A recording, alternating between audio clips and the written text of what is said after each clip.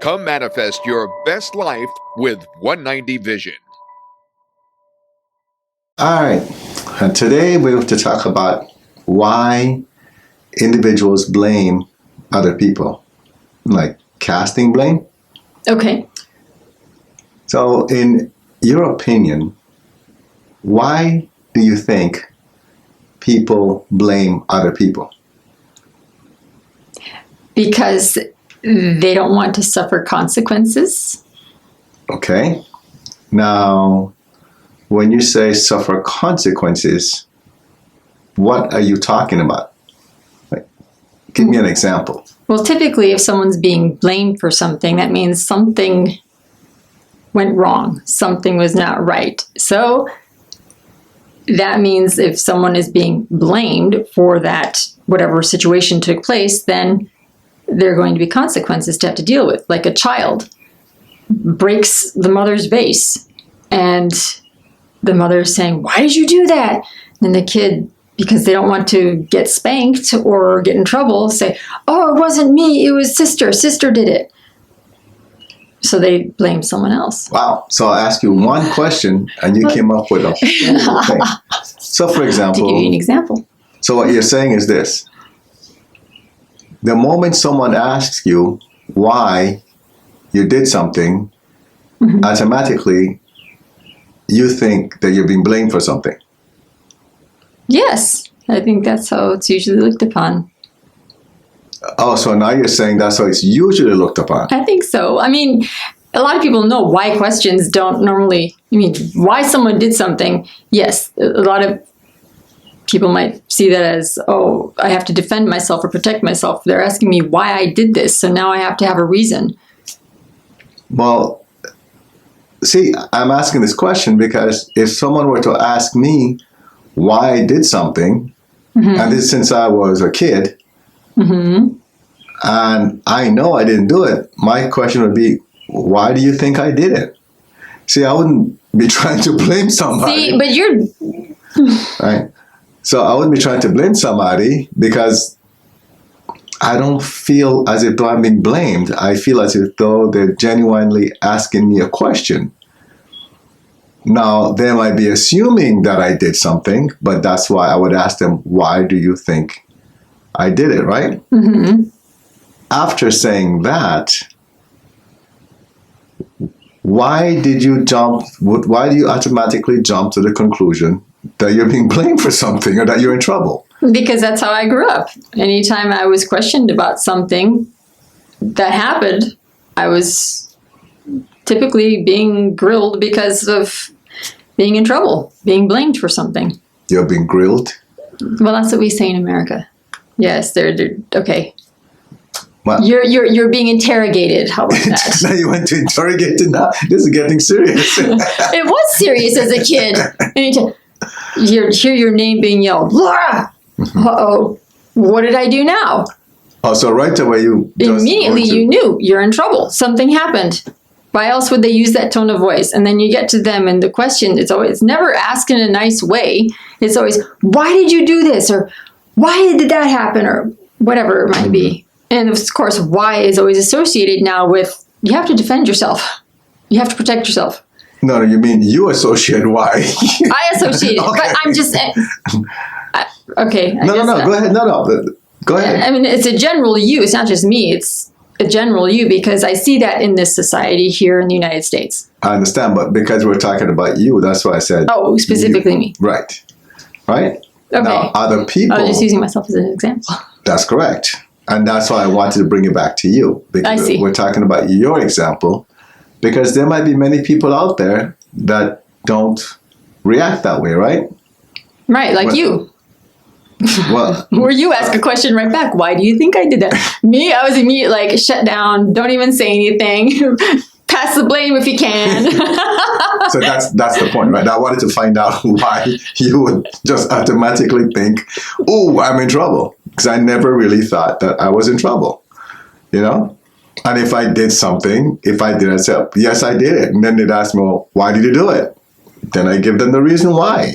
Oh, see, well, I never really got to that point. I was never given the opportunity to say why I did something. It was just, oh, that's it. And you get spanked or whipped in some way. Okay. So even if you didn't do it, just assume it was you, and bam, you're in trouble. Okay. So I remember in church, my sister was messing with me, and I turned to her and said, "Stop it!" And my dad hits me in the back of the head with his missile. I didn't do anything. Why did you do that? Be quiet. You're not supposed to be talking in church. uh, And I'm bleeding on the arm. I was about to say something. You did do something. You made noise in the church. You're not supposed to do that. Well, how are you not supposed to make noise when your sister digs her nail into your arm and draws blood? That hurts. No, I'm just saying, right? You said you didn't do anything. I didn't do anything wrong, though. That wasn't okay, got me. it. I did nothing wrong. Right. I should not be the one getting in trouble, but I'm the one who got in trouble. So then we'll get to the other part now, right? So now I understand why you jumped to the conclusion that, okay, I'm in trouble. Anytime you ask me why, yes. And that definitely played out in our relationship for a long time. It did. Because my favorite question is, Why? and then you would get flustered. Especially when you would use that aggressive tone. And you say, I'm just asking why. It's like, hey, listen to yourself. I'm just asking a question. Listen to yourself. You're raising your voice at me, and that makes me feel like I need to build up this brick wall of defense. But that's because you would start shouting at yourself, why asking me that? So I'm like, I'm just asking a question. Because the way you asked the question. See, it reminded me of my childhood. Oh, so traumatic. Even now, you're saying that you reacted that way. You're blaming me for the way you reacted. So anyway, yeah. So now, passing the blame. So now you know we have an idea as to why people blame, right? Yes. So the next step is, who do they blame? No. The sibling they don't like that day. Could be a kid in class who's a troublemaker. Wait. Random strangers. Hold on. So someone they didn't like for that day. Right. Would we call that revenge? Sure. Yes, you could call that revenge. Because you want to get back at that person, right? Right. You didn't like them at that moment. So revenge. Get back at them. The individual that just has a track record of being a troublemaker. Right. I guess you just call it someone that has a track record, whether good or bad, right? The obvious choice. that one. Who else? A stranger. Now, why a stranger? Oh, why? Because a specific type of who's stranger? going to find the stranger to ask them? Oh, that's a good point. I mean, you tell mom and dad, oh, is this guy on the street? He did that. He dropped that over there. Oh, what did he look like? Oh, well, he was kind of tall. Okay, where did he go? I don't know. So you can't find the stranger, you can't get in trouble. What happens if they find a stranger that matches the description that you gave? Well, then you're in trouble. But that happens, right? People do blame strangers. They do. Hoping that, I guess, using the logic that you're thinking about, they're not going to find a person. Right. Because a person is a mythical character. Right. In your mind. Yes. So who else? Can you think of anybody else? Not anybody, but something. People blame the weather or natural disasters for certain things. I wouldn't say disasters, but more so like weather or pretty much anything weather related or natural earth things that happen. Like the rain, maybe. Right, the rain. Mm-hmm. So the weather. The moon. How did the floor get wet? Well, no. Why are you behaving that way? It's a full moon. I go crazy around the full moon. People use that as an escape. I've heard that from many people. Oh, it's a full moon. And yes. They just expect people to behave or misbehave, is what they say. Right. There are many women who blame hormonal changes in their bodies for their behavior. Isn't that a fact, though? I mean, I don't know if it's a fact, but... I don't know that it's a fact. But people do use it. So, they do use for that it. one, I want to be careful. I don't want to say blame because I don't know if that one is factual. There are probably cases where hormones can wreak havoc. Yes. And like puberty and... Well, yes, puberty. What's the other one? menopause. Your body does behave a different way. Your body does, And yes. then they have that one. But I'm talking about when they use that to their advantage and they say, oh, well, it's because of menopause. Right, but you'll never know when they're using it to their advantage. You won't know when they're using it at their advantage. Will you know what you're saying? If I'm the person who's experiencing it and I'm being blamed for something and I say, oh, it's because of menopause. Oh, I see what you're saying. What you're saying is that you won't know. Right, they'll use the concept. Yes. As an excuse. Yes. Okay. Yes. All right. I'm angry and mad today because it's raining outside. Okay. Well, why were you angry and mad yesterday when it was sunny? People don't think about that. Because of menopause. No, we're talking about the weather now. No, the day before. Oh, the day before was menopause. But yes. So, different day, different. How about this one? How about God? Oh, yes, people blame God for a lot of things. Like what? If you were to give an example. They blame God for their loved ones being sick or for someone dying. Especially someone dying. Right. Or if they get into, say, a car accident, their job doesn't work out. God doesn't want me to succeed. I lost another job. Okay. All right. Yes, God is the biggest scapegoat.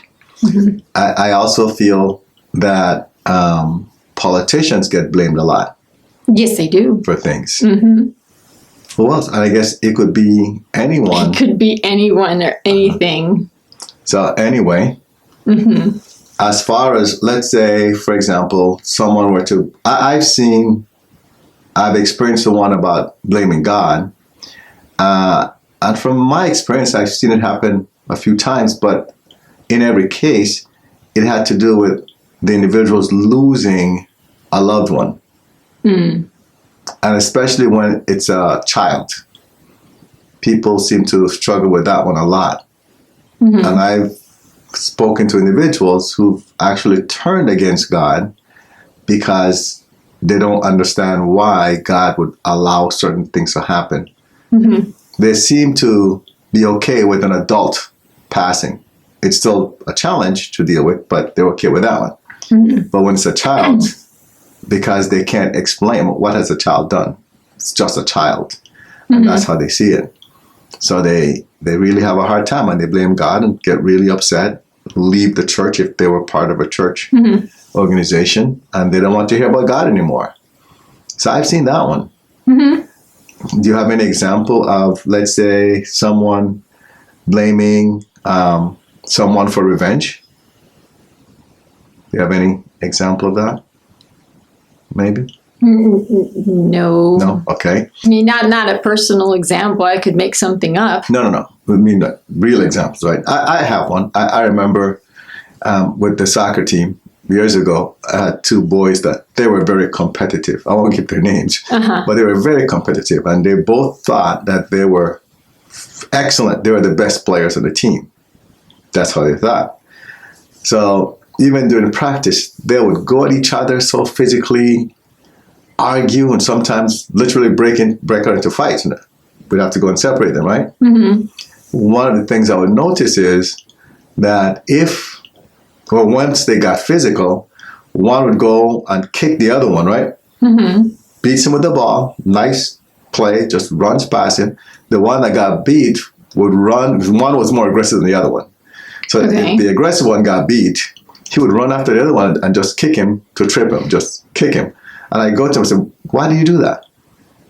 He said, well, he pushed me first, right? Or he punched me, or he elbowed me, is what he would do. But if you notice, it's all because of revenge. It's a pride issue. Oh, there goes a good one. Oh. Pride, it's all about pride. Your pride. It's protecting your pride. And so he did that a lot. And I had to have a talk with him, and he finally stopped doing it. But it took a while. It took over a season for both of them to just understand, listen, let's not do that. So that's my example from that. Okay.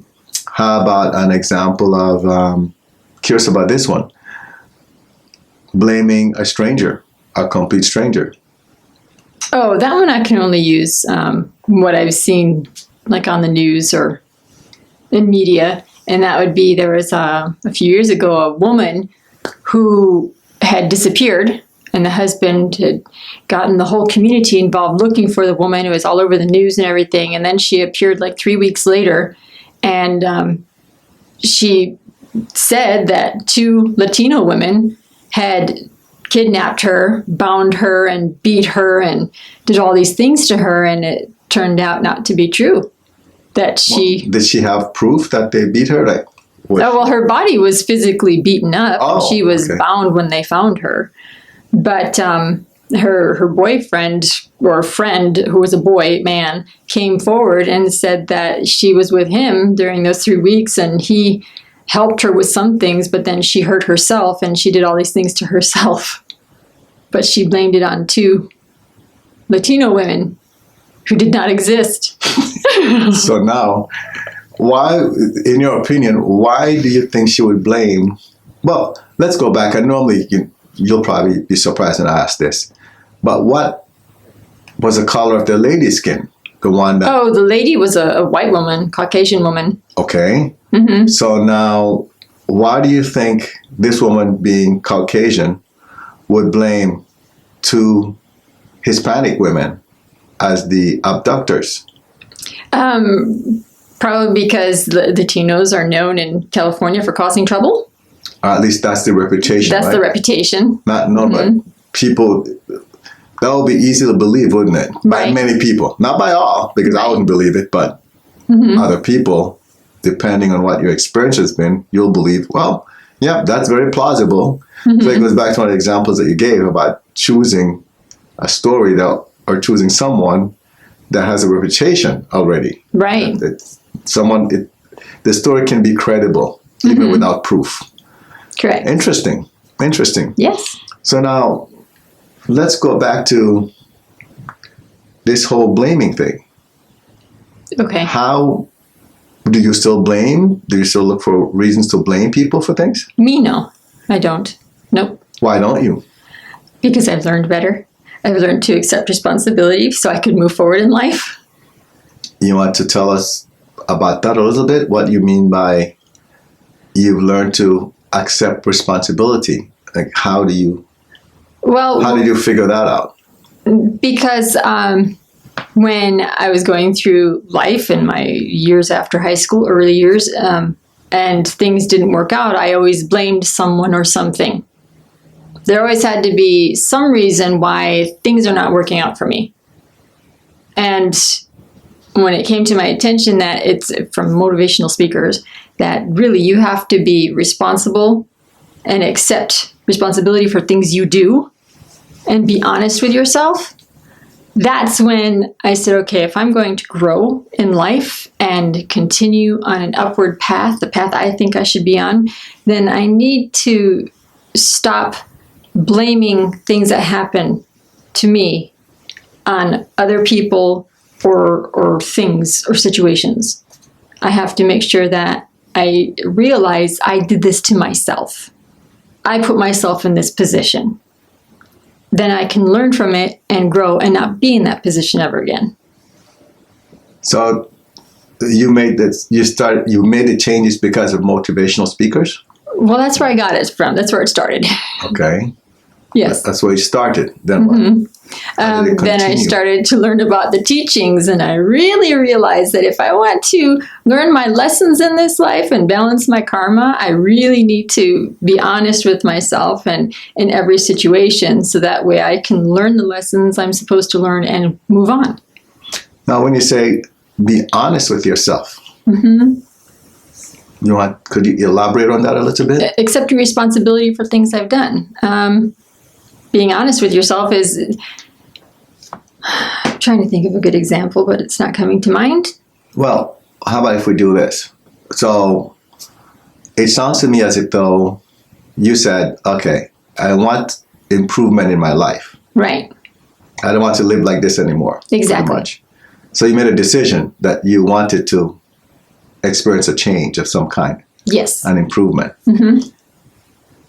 To change something, first thing you have to do is what? Find out why you're doing something, right? Correct. That's what we learned. So we know why we do it. And that's what went through the steps we did. We know why we blame. Revenge. you don't want to get in trouble, right? Uh-huh. And that's pretty much the biggest one. We don't want to face the consequences, whatever they might be. So we blame somebody else. Now the next step is what? You say, okay, how do I go about making this change, right? Right. And that's where you decide, okay, I created this. Mm-hmm. I'm the creator, right? Nobody else can create this but me. Right. So then you accept it as yours. Mm-hmm. This is mine. Now, what do I do with it? It's a question, correct? Right. How did you deal with the whole idea of, okay, I created this. I have to do something about this now. How did you deal with that? Well, depending on the situation, I would apologize to the people or person who may have been involved in whatever the situation is, or I do whatever I could to correct or right that whatever I considered to be wrong. But what if you couldn't be in touch with that person in any way, or you don't see that person anymore? Now what? See, we have videos about that where you go and take it to the karmic board or you go in your dreams and talk with your guides, and that's what I did. Well, we also have the violet flame, right? Yes, we do have the violet flame. What is that for? That helps to burn away karma. It helps us to stay balanced, and it's overall just very good. It helps keep you calm and is, I say for myself, in check. But the biggest part is that it helps remove some of these things that we've done in the past that we regret. Yes. And that's the important part, right? Mm-hmm. So you don't have to go and apologize to the person. You know, it's not necessary because you can handle it in the spiritual realm with the violet flame. Right. But the thing is, now that you've embraced it, you've said, okay, I'm ready to move forward. The biggest challenge, though, is this. So now you say, I'm ready to move forward. And the big question becomes, can you handle it, though? Do you really want to change? And I bring that up because just because someone wants to change and they proclaim they want to change doesn't mean it happens overnight. Right. How many times, even with 190 Vision, have we been approached by individuals that say, I want to change my life? And after a few months, we don't hear from them again. Mm-hmm. Many times. And what is their biggest reason? I don't know. I don't hear from them anymore. Well, normally the two reasons are, well, I'm too busy. Oh, right? Oh, yes. Individuals who've been involved in, yes. Mm-hmm. They're too busy to help themselves improve. Right. Right? Or the other one is what? I'm not ready. So in either case, the individual doesn't want to have that improvement. Mm-hmm. You know? Here, we can help provide that. There goes a warning of some kind. We can provide that. You know, we have individuals that mentor individuals to help them stay on the path of improvement. So you don't have to do it by yourself. Changing is not an easy thing, especially when we're talking about accepting the responsibility and the consequences of whatever the action is. Mm-hmm. So we know it's not easy. Right. And if you want to be on that path and stay on it, just contact us and we can start you on that journey. Hopefully you'll last. That's you as in everybody watching this video. Closing remarks? It's up to you. Stay where you are in life or make that conscious decision to take responsibility for your actions and what you do and start growing and moving forward.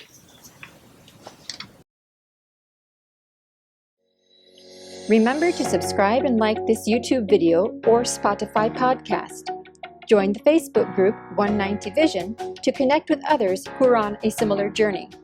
Get help by visiting our website, 190vision.com, then click on the Help Me tab. Support the 190 Vision mission by clicking on the Donate button, which is located at the bottom of each page of our website.